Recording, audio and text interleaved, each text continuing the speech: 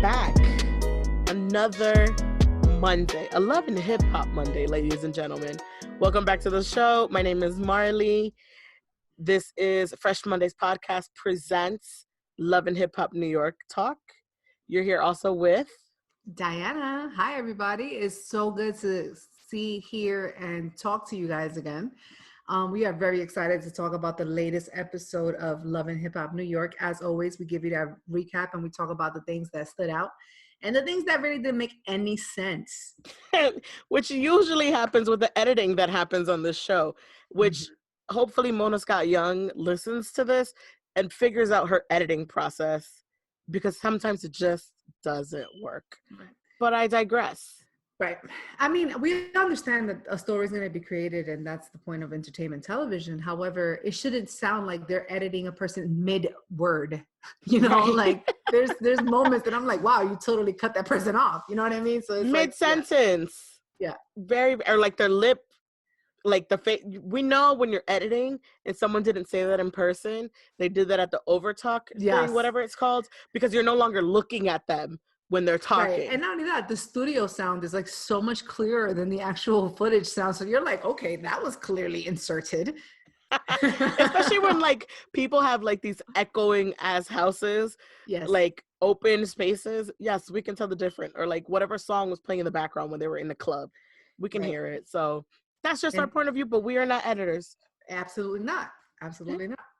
But yes, we are going to talk about, and we're going to start off with the whole entire Tahiri finally getting to the doctor's office and Erica Mena being her support system. I'm intrigued by the friendship, and I'm starting to believe it's a true, genuine thing. Shout outs to Erica for being a good friend with Tahiri and going with her to her doctor, her mammogram, right? And of course, we learn that she is cancer-free. Tahiri's cancer-free, but she does kind of blame that stress and all that she was going on, the thought process, on her blurb out or whatever it's called, or her what she did at the club when she was like going off and everybody looked at her, outburst, outburst, that's the word. On all that stress factor of it. Now, I'm not trying to take it away from her that she may have been stressed, because it is scary. Doctor's appointments are 100% scary. But was it played a little extra for TV? Maybe. I think that they also try to deliver a message, which I think is pretty nice. You know how, people always try to give good advice to others so that others can stay healthy. I think that VH1 was probably trying to send a message like, hey, ladies, don't sleep on checking on your breasts every once in a while and making sure that you're healthy. Okay. Very possible. I'm not saying that that's not what happened. It's possible. So I think that there was a little bit of that, kind of giving people that reality check, like, you should be responsible when it comes to checking on your breasts. However, I really feel like it felt so fake, because even felt like the doctor didn't even feel natural. You know what I'm saying? It's like you guys were trying to make this very dramatic so that it could be good for the show. I mean, once again, I understand that this is a scary subject. I get it. But you're not going to, well, everybody's different. Let me not even say that. I was going to say you're not going to break down crying on your knees, waiting for results. But everything for dramatic effect sometimes. And everyone may have different reactions when they learn the results. And it may be true for her pressure. I think we just all carry stress differently and reactions differently. But I guess it was a great sentimental moment to learn and to figure out. Now, what I'm interested in, there was a line that I listened to where Tahiri says her and her family don't get along right now. Right. That's the storyline, my friends. That's the... Her sisters used to be on the show in the past, I recall. Right. Right. One of her sisters was the one who told Joe not to propose or whatever, or like something like that a couple seasons ago. I think that's the storyline we're missing. I guess. If Tahiri wants to be on the show. Maybe. Or maybe the reason she only has Erica right now is because she's not even talking to her family. That's what that also kind of represented to me. It's like, of course, you're probably really working on being close to Erica because you really don't got much right now where you are, and everybody needs support somehow. So it could be that too. That's probably why her and Erica Dike are so cool now. It's probably because Tahiri doesn't have her sisters. I think that's interesting. I think that's a great storyline to get into and see what that family dynamic is, Yeah. right? Because other than being a part of Erica's storyline, show us something of your own. Right. She looked real cute to go to the doctor. I was like, hey, damn. Super fly. I wish I could wake up at 10 a.m. to be like that, to go to a doctor's appointment. I mean, am I doing it wrong? Because I don't be looking like that when I go to the doctor. I'm letting you know right now. So it's like, am I fucking up here? Not at all, know? because I will show up at this doctor's with some sweatpants and some sneakers and call it a day. Especially like dentists, like things I think are Yeah. germy. Like I want to be as most comfortable. Yeah. And I kind of want to just be prepared for waiting. You know what I mean? Like, Right. it'd be a long wait. Sometimes it is what it is. Have you ever had a doctor that actually started on time with you? It depends on the price point of the visit.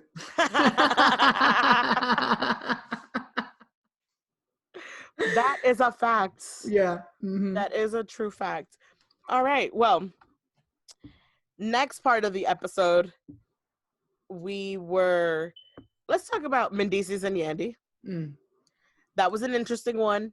Mm-hmm. Really just, I guess, what I gathered is Yandy's trying to make sure she's still a part of a movement. She's an active activist, Mm-hmm. but also it conflicts with the ability of her man to come out of prison. Right? Is that what right? Did I word this correctly? I mean, the thing is that from what I'm understanding, she's already been involved in a protest in the past that she ended up being maced by the police, correct? And I think arrested as well. Okay. So for whatever reason, that got semi-violent wherever it was that she was a part of. I didn't follow the story, but I heard about it and I know people had jokes. So, I know what the situation is, but I don't really know it like that. However, what that indicated by them showing us that footage is that it can always go left if she's going out to do a protest. Mm-hmm. So now in return, it's kind of like, am I willing to risk it going left and me possibly being arrested or whatever, and that messing up my chances to be someplace that's deemed to be safe for a convict to come stay at? Because at the end of the day, they have to make sure there's rules and laws to make sure that the prisoner is released into an environment that's safe for themselves and for society and for et cetera, et cetera. So how would it look if I'm sending a person who literally is coming out of incarceration with a person that just came out of jail? Like that doesn't look good on paper. It's not accurate. Yeah. It's a little bit. Oh yeah, you're right. Like it wouldn't be clearly this other person that lives with this person is not law abiding. Yeah. You know what I'm saying? Like at the end of the day, you have to be law abiding in order to be able to be responsible for a person that broke the law. Gotcha. You feel me? It's just what it is. So I can understand that I wouldn't want to play Russian roulette with that specific concern. And I'm going to be honest with you, I wouldn't have gone, me personally, just because I'm glad nothing went wrong. But like if my man is coming out of jail and he was incarcerated for 5 years and I'm still riding with my husband and I'm with this and our kids and all that, I have no time for this. Yo, I promise you, I love the cause. I'm here. I'm going to be here for it. I got you. But you need to give me these hot 2 weeks for me to prepare for my man to get home. You feel me? Or I'm going to be a social media justice warrior, social justice warrior on this end, because I need to make sure my home is all accurate for what's about to happen next, and I'll just do it from this side. But know that I'm still with you guys. Girl, god damn! Like this man's supposed to come on Tuesday, and you like, oh, I might be able to catch a flight and come back. Bitch, stay home. No. Like, what's wrong with you? Like, that's your husband. It's like I don't know. You don't know. I think it's a lot, but you're maybe absolutely I'm not right. I would have made. I would have made. I would have made the exactly social media choice and stay my behind at home and use my Twitter fingers to be the protest as opposed to be physical. Because I need to make sure all my Q's and T's are aligned for what's to come. So it only makes sense. You're absolutely. And you know what? Sidebar at Twitter fingers, definitely one of my favorite things that ever came out. And when was that? 2018, maybe? My favorite thing in the world. Best Drake line to ever happen. Oh my God, I love it. It's so good. And the fact that Nicki just called him that the other day. to use it against She's like, him. shut up, Twitter fingers. I don't know what you said, but that shit was Yes, hilarious. no, she used it against him. And you're the reason why he was called that originally. Right. So it just, that was mind blowing. Yesterday was a Mm-hmm. lot on these internets. It was funny. But anyway. Mm-hmm. So, well, good luck to Yandy and Mendices. He comes Mm-hmm. out. 5 years is a while. It's a long time. It's a long time. And Mm-hmm. so, speaking of court and jail and prisons, Remy Ma has we learned more. We knew about this already. There's some charges on her. Apparently she punched someone in the face or something like that, which I guess all of Allegedly. us Allegedly. allegedly, I Mm-hmm. apologize, allegedly punched a young lady by the name of Brittany Taylor in her face at a charity event, which is hilarious if that really happened, Oh allegedly, Lord. People are which funny. is funny because Mm-hmm. Remy will do it anywhere to you, but at all costs and at all minds. So she meets with her friends and she meets with her lawyers, and they say, you know, the media already is going to portray you one way because you've already served your time once. And so this media is going to try and portray you again as this person who possibly could do this. And if we go to court, and if it goes to trial, you could be facing up to 1 year, possibly even parole, probation again for an X amount of years if this girl was to win. And Remy Ma, being Remy Ma, response is, I could do a year. I could do a year. Yeah, that shit She was don't want to be on nuts. probation. She don't want to be on parole. I can go in for the year. I could do Right. this. She basically was saying, I am so willing to fight for this because I know it's such bullshit. If the Right. consequence is for me to do a year, I can handle that. Like, She's yeah. like, I got this. It was Mm-hmm. like for her, like going for a run, a mile. Yikes. Well, She I goes, mean, she I was can in the do it. moment. She was tight. So I Yeah. think that in an upset state of mind, I'm sure she was like, "Fuck it, I'll do it," which I totally respect and understand. It's like when you ask someone like 10 times to take out the garbage and they won't do it, and you'll be like, fuck it, I'll do it myself. Like those kind of like, I'll just do it. Like, Right. get it out the way. Or this chick has me so upset, so upset. I'll do anything right now to make sure that this bitch doesn't get her way. Like, I Yeah, kind of feel her exactly. on that. I kind of get it. So I understand, but I'm pretty sure once her blood pressure came back to a normal level, she probably doesn't agree that she wants to leave her baby for a year. I know, her cute baby. And shout out to VH1 for that edit also, for like holding the baby and thinking about the baby and what her life would be. Come on, Remy has changed so much, and we have Yeah, seen the progression and the growth of her. And of course Papoose always having her back 100%. Like, no, you can't do a year. Like, your right, family can't do a year was his exact words. right. So he put her back into reality, like bring her down a notch. And so that's something we love watching between the Yeah. two. I definitely feel compassion towards a person who their safety sometimes lies in the hands of others and their freedom lies in the hands of others. You know, like it must really suck to not be able to like really move freely in life because you have this past, you know, like it kind of makes Mm-hmm. you think a little bit like it's actually best to not get in trouble at all. Yeah, best to do the right thing and Mm-hmm. just get away from everybody and all that stuff. That definitely makes that. Well, good luck to her. We'll continue watching, Right, but we already know the outcome. She doesn't go to jail, and the charges were dropped. right. We In do present think, day. right, present day, but we do think that Brittany Taylor is a clout chaser because there's a billion other people in that place and no one saw this happen, and there's no video of camera, no video footage. I think not. It just sucks to think that people would take other people down so they can be successful. I guess I'm still naive to think that people wouldn't do that to people, but they do. So, Yeah. Speaking of clout chasing, Angie Martinez has, not Angie Martinez is a clout chaser. Angie Martinez has a podcast about 6ix9ine, the rapper, mhm. that I heard is fantastic. And that, my Mm. friends, is a number one clout chaser and all his friends and people around him. I just found that interesting I enough to love me some share. Angie footage. So So do I'm I. excited. That's cool.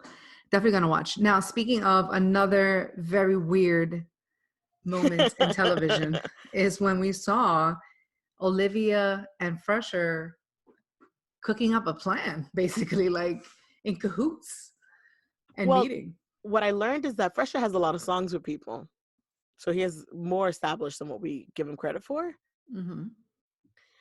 Um, by the way, Olivia looks fantastic. I think she's like I don't know. How old is she? One Let second. me do that Google while you do that. Go ahead. She looks amazing, even with the purple streaks. I think that is, her hair looks so great. I think it actually is hers. But Mm-hmm. if it's not hers, it's still really, really good. It's really good. And It's it good looks the quality same as it hair. did before. Yeah, it's So I good feel like it quality is hair. hers because it seems so like natural to be so still looking like it did 10, 15 years ago, Right. whatever. So it looks great. Um, I'm interested. I have not heard for anything from her in years.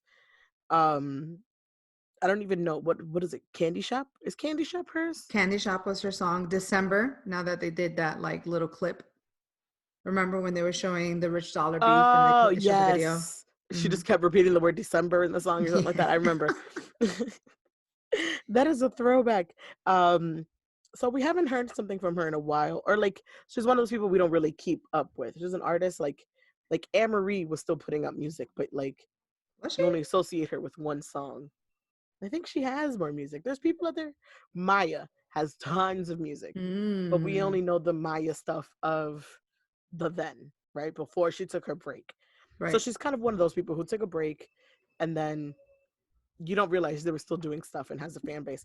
Anyways, I she's didn't know working she was with still doing music. I saw that because she's doing movies now. But yeah. really Well, well, that's what the clip in Love and Hip Hop made it seem like. well, her and Fresha are working together, which is interesting because apparently, I guess Fresha stole money from people. So I don't know if she knows that part yet. That he stole 70,000, as we talked about last week. That's crazy. Yeah.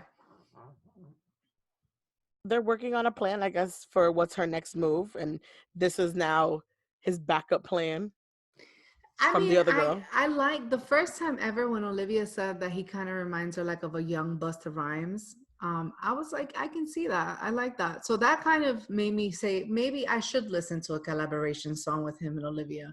Because if he's done music with other people, he's probably decent. It's just that his personality is coming across terrible on the show. Yeah, You see what I'm saying? But maybe his yeah. music isn't bad. Maybe it's not So so terrible. right. But Olivia to me is like hella talented. And I think that she Hmm. has a great voice.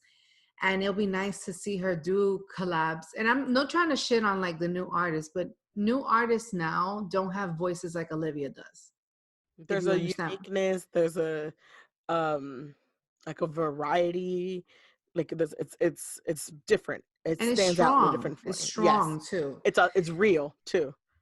And no shade on new artists. I mean, it's just like a different type of voice that I'm listening to now on the radio and whatever. Right. So I feel like it'll be nice to hear. I would like it actually. I think that it would be entertaining. And seeing that now Fresher wants to work with her and all this nonsense out of this bullshit, we might actually get something that might be entertaining. Who knows? I think so. And in that studio, mysteriously, Fresha invited Rich Dollars to the studio to join him. Mm-hmm. Right? To join him because he wanted to boast about it. Whatever. But that is the first time Olivia and Rich Dollars seen each other in about 5, 7 years, which A I thought long was time, interesting. yeah. Mm-hmm. That was interesting to me.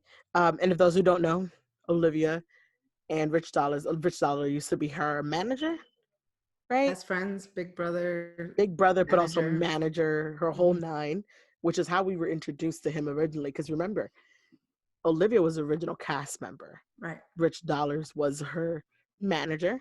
And Mm-hmm. then Rich Dollars also managed Erica, dated Erica, Right.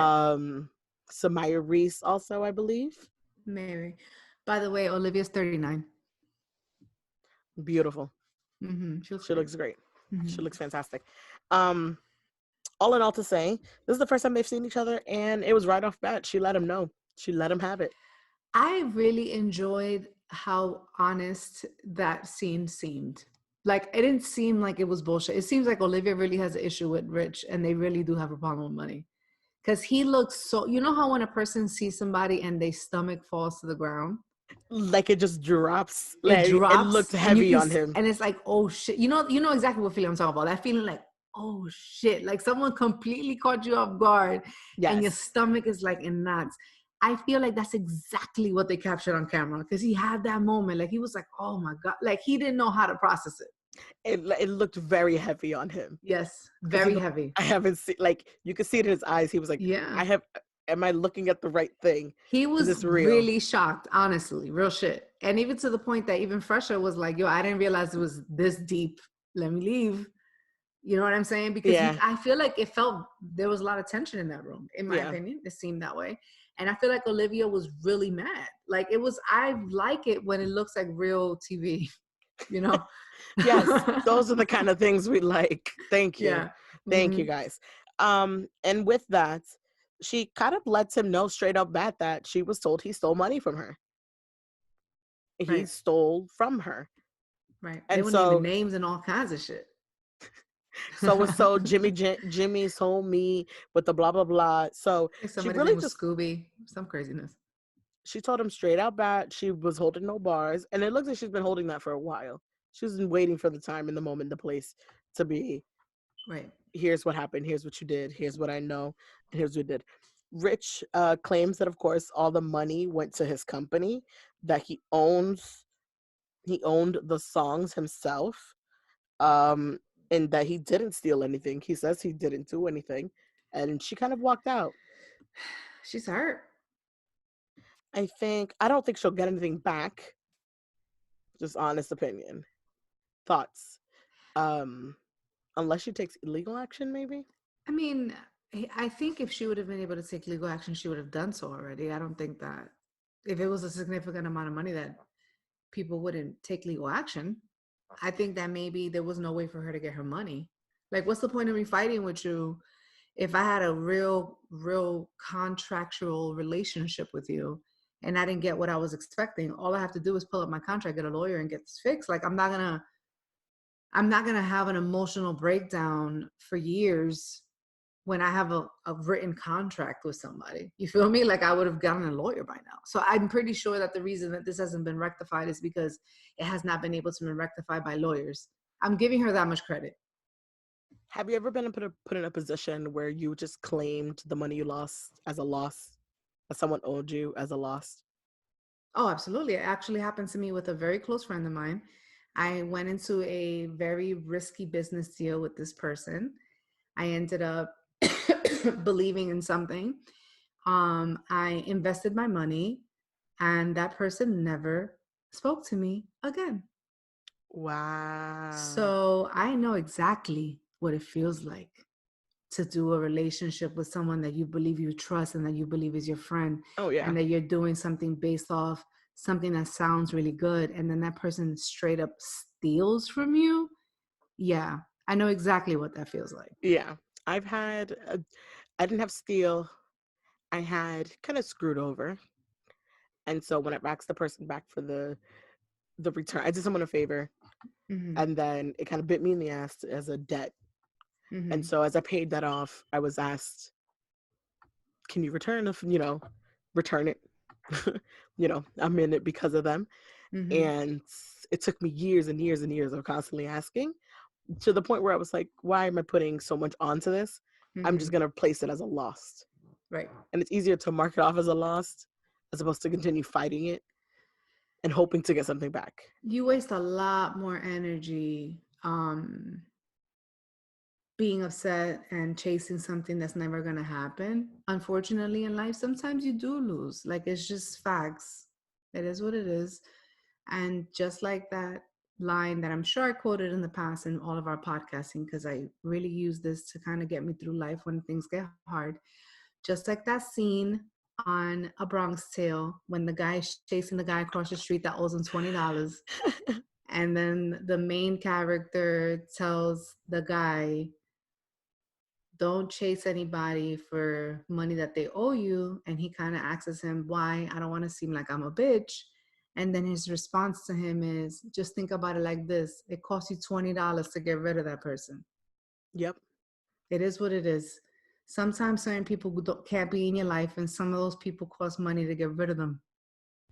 with 100% fact. And so maybe Olivia just has to get it off her chest, because I've Right. had to get it off my chest. You do have to curse that person out, even when it is Oh officially yeah. like, Oh yeah. Oh yeah. the long text messages have to happen. I have even I gotta tried. say fuck you a few times. And then I feel great.